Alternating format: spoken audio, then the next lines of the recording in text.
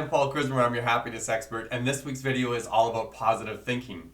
And I was motivated to do this video because last week I talked about positive psychology and made this distinction between positive psychology as a legitimate field of psychological study and positive thinking is sometimes a woo-woo out there kind of sense of magical thinking.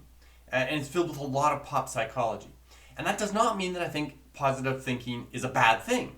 And in fact, it is one of the subjects of positive psychology. But it's often portrayed in ways that are a bit unrealistic and I think can be actually damaging. So let's start with that. What is it not? Well, it's not Rhonda Byrne's philosophy or spiritual path that she writes about in the book called The Secret, which had a film by the same name. And I don't think Rhonda Byrne is wrong, per se.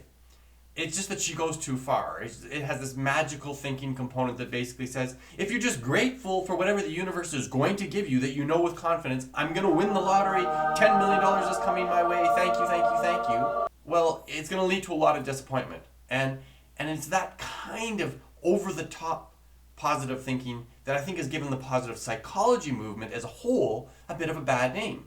And Rhonda Byrne's The Secret is not what positive psychology is. Nevertheless, Rhonda Byrne is on the periphery of legitimate science about positive thinking. And that's what this video is about.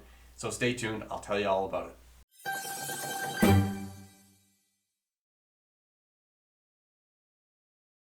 As a coach, public speaker, and best-selling author, I teach topics just like this one all around the world. So stay tuned and I'll give you practical tools that you can use to make both yourself and those around you both happier and more successful. Yeah, so if positive thinking is not the pop psychology stuff that Rhonda Byrne made famous, then what is it? Well, it is a legitimate subject matter within the broad field of positive psychology, along with topics like forgiveness and mindfulness, and positive thinking is one of them.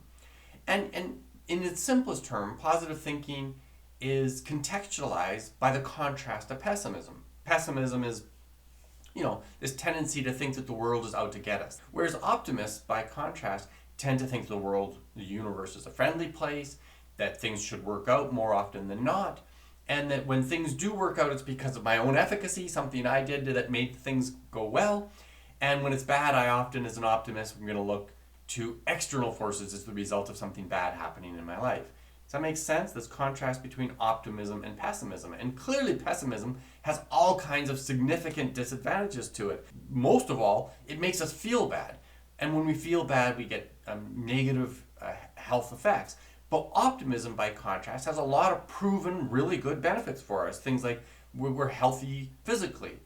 We actually live longer when we're optimistic. We do much better in the area of stress management. And this one's really critical, that in the challenging world that we live in, to be able to cope better with the challenges that come along and the argumentative people that we meet, the financial crises that occur, the getting lost in a train station in a foreign country, and all those kinds of things that are real in our lives, to manage the stress of those things better is huge. We also obviously have things like less depression, better relationships. Optimism is very, very helpful in many ways in our lives. But here's the kicker.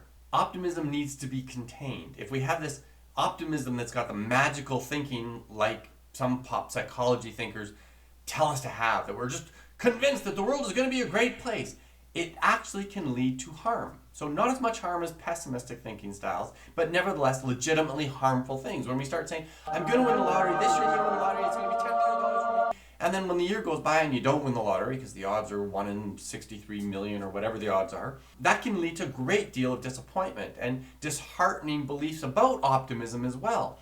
And so when people have unrealistically positive, optimistic viewpoints, we tend to get disappointed, suffer a lot of harm when those disappointments invariably come, and an overabundance of optimism is a negative thing. Not as negative as pessimism, but still a negative thing. So what we're trying to shoot for is kind of a realistic optimism, based and grounded in facts and critical thinking, and believing that if I can lean into my life and lean into the undertakings that I have with eyes wide open, practical ways of approaching them, but with a belief that, yeah, if I work real hard at this, I can get what I want.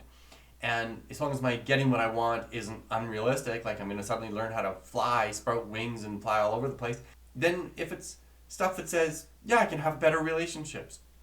Yeah, I think I can save more money. Yeah, I think I can make a bigger influence in my place of work or in my community. And if I have this belief that the world is fundamentally going to be friendly and responsive to my good efforts, based in some realism, critical thinking, then that serves people exceptionally well and is one subject matter within the broad field of positive psychology. Positive thinking is great for us. I hope you like this kind of content. I hope that explanation was useful to you. Click the like button if you do like it. It's good for my analytics and gets more people watching this stuff. And share the video with others if you think they could benefit from it. Thanks for watching. See you next time. Bye for now.